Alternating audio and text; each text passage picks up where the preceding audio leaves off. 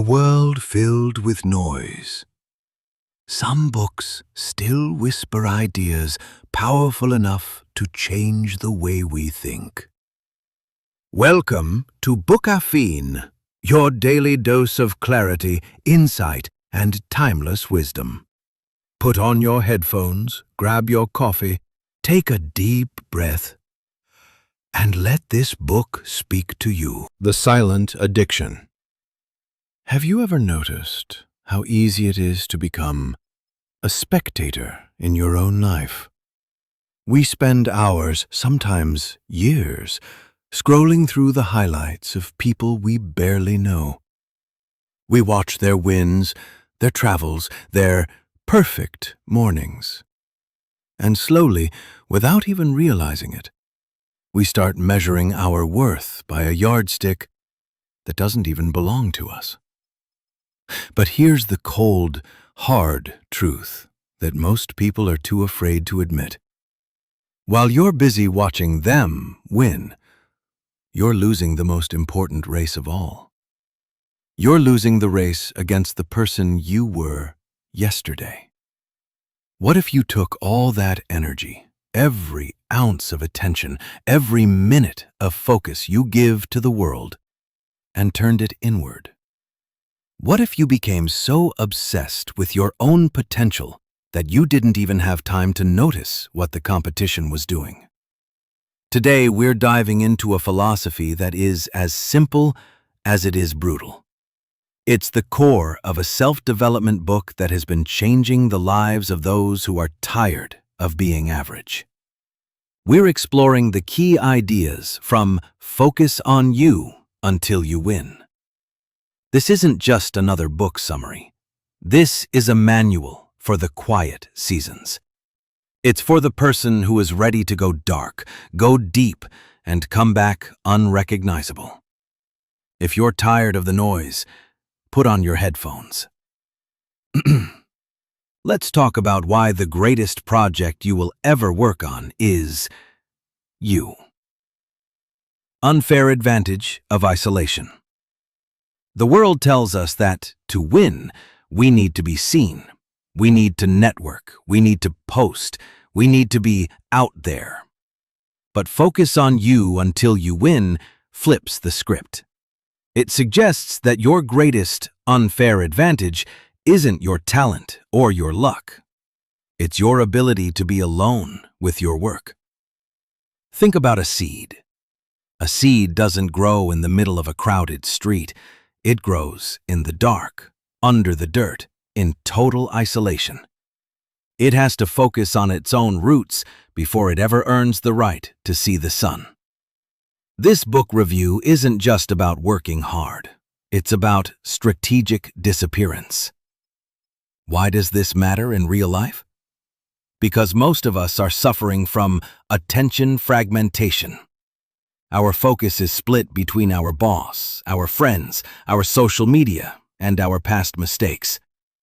When your focus is everywhere, your power is nowhere. By the end of this journey, you're going to understand exactly how to pull those fragments back together and point them at a single target: your victory. Part 1. The noise versus the signal. Let's get into the first major pillar of this philosophy: identifying the noise. The author makes a profound point. We often confuse activity with progress. We think because we're busy, we're winning. But are you busy building your dream, or are you just busy reacting to other people's agendas? Every time you check a notification, you're letting someone else dictate your thoughts. Every time you worry about a critic, you're giving them a seat at your table for free. The book introduces this idea of the signal. The signal is that quiet, persistent voice inside you that knows exactly what you're capable of. But the signal is weak, and the noise is loud. How do we fix this? The book suggests a social media fast, but not just for the sake of it. It's about recalibrating your dopamine. When you stop looking for the like button, you start looking for the improve button. Ask yourself this: if you couldn't tell anyone about your success for the next 12 months, would you still work just as hard? If the answer is no, then you aren't focusing on winning. You're focusing on the appearance of winning. And that, my friend, is a trap. Part 2. The Monk Mode Blueprint. Now, let's talk about the actual focusing part. The book describes a state many high achievers call monk mode. This isn't about moving to a cave, it's about mental boundaries. The core idea here is that excellence is a lonely road. You cannot expect to fit in with the crowd while you're trying to lead the pack. The book outlines 3 non-negotiables for this period of intense focus. Elimination of the non-essential. Look at your calendar. How much of it is filler? People who win don't have better luck. They have better no's. They say no to the good so they can say yes to the great. The 90-minute rule. The brain isn't built for 8 hours of peak performance. It's built for sprints. If you can give 90 minutes of undistracted, deep work to your primary goal every single morning, you will outpace 99% of the population within a year. Physical integrity. You can't focus if your vessel is breaking. The book emphasizes that mental clarity is a byproduct of physical discipline. You don't exercise to look good for others. You exercise to prove to yourself that you can keep a promise. When you enter this phase, people will ask where you went.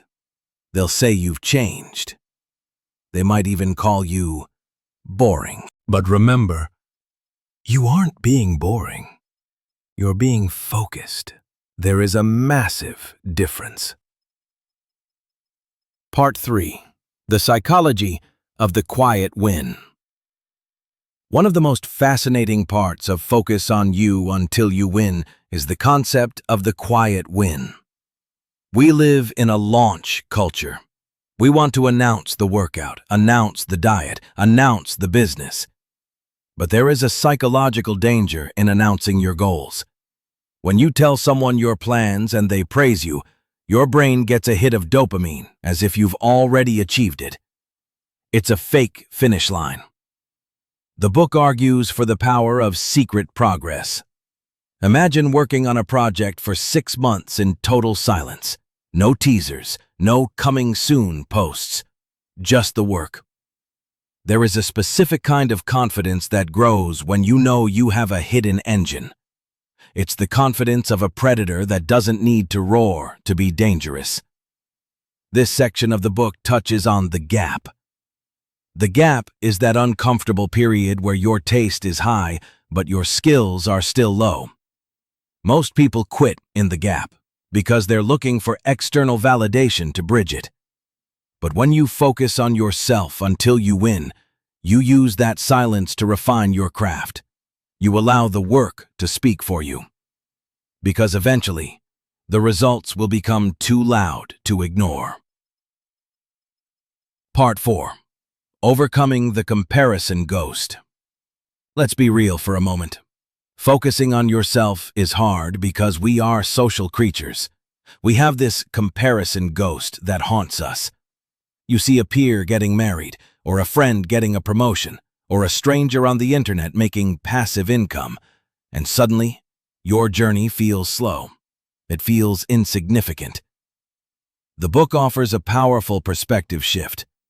Your timeline is not a race. It's a custom-built path. The reason you must focus on yourself until you win is that your win looks different than anyone else's. If you try to win someone else's prize, you'll reach the finish line and realize you're in the wrong stadium. How do we kill the comparison ghost? By practicing radical accountability. The book suggests that every time you feel envy, you should look at your own daily habits. Envy is usually just a signal that you aren't doing enough of what you're supposed to be doing. When you are truly, deeply immersed in your own growth, you don't have the bandwidth for envy. It's like being a marathon runner. If you're looking at the person in the lane next to you, you're losing seconds. If you're looking at your own feet and your own breath, you're gaining ground. The 24-hour reset. So, how do we take these key ideas and turn them into a lifestyle? This self-development book isn't meant to be read, it's meant to be lived. Here is your immediate action plan, your 24-hour reset. First, audit your inputs. Tonight, go through your following list. If an account makes you feel less than or anxious, unfollow. If it doesn't provide signal, it's noise. Second, define your win. Write it down. Not what your parents want, not what looks good on LinkedIn. What is the one thing that, if achieved, would make everything else easier or unnecessary? Third, the sunset reflection. Before you go to sleep, ask yourself one question. Did I outwork my excuses today? This isn't about being perfect. It's about the until. The title of the book is very specific. It doesn't say focus on you for a week. It says until you win. The until is where the magic happens. It's the commitment to stay in the lab, to stay in the gym, to stay in the books, until the reality in your head matches the reality in your hands. Your season of silence. As we wrap up this audiobook summary, I want you to take a deep breath. The world is loud. It's demanding. It wants your attention, your money, and your compliance. But you have a choice. You can continue to be a consumer of other people's dreams, or you can become the architect of your own. Choosing to focus on you isn't selfish. It's the most selfless thing you can do. Because when you finally win, when you become the best version of yourself, you have so much more to give back to the people you love. You can't pour from an empty cup. So let this be the start of your season of silence. Don't feel the need to explain yourself.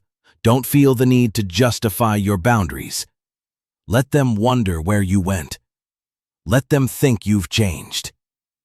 Just keep your head down, keep your heart open, and keep your focus sharp. You've heard the ideas. You know the path. Now there's only one thing left to do.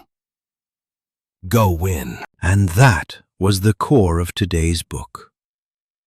Remember, one powerful idea, understood deeply, can slowly change the way you think, and eventually, the way you live. If this summary added value to your day, stay with us. More books, more clarity, right here on Bookaffeine.